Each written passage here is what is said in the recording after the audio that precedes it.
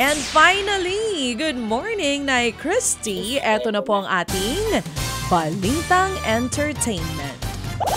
Magtatanghal ang ilan sa pinakamalalaking OPM acts sa Mix Music Awards 2024. Kabilang sa performers ang BGYO, The Nameless Kids, Over October, pati ang OPM singers na sina Maki, TJ Monterde at Denise Julia.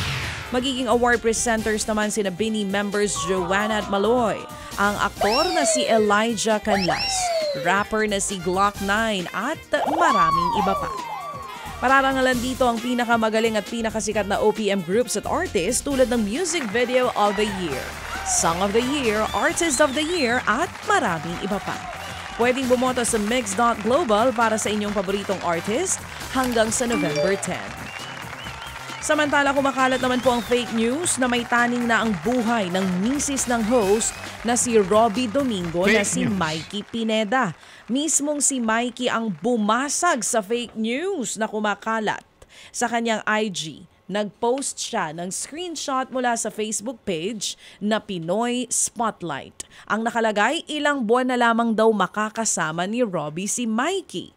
Panawagan ni Mikey i-report ang fake news ng nasabing page. Ang totoo, noong nakaraang taon, inanunsyo ng mag-asawa na may rare autoimmune disease si Mikey. Pero hindi totoo na may taning na ang buhay nito. Sa iba pang mga balita, nahulog sa stage si Coldplay frontman Chris Martin. Kasagsagan ng kanyang performance sa isa nilang concert sa Australia nang biglang mahulog. Nahulog po mga kapatid. Pero pogi pa rin kahit nahulog po siya. Usong mga hulugan ngayon sa mga concert, ano? Diyan nga po sa concert sa Australia, nahulog sa isang trapdoor si Chris Martin. May stage staff naman, galing, na nakasalo po sa kanya.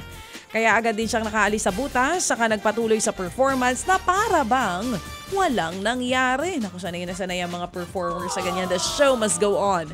Nagpasalamat naman siya sa staff, sabay sabing hindi planado ang nangyari.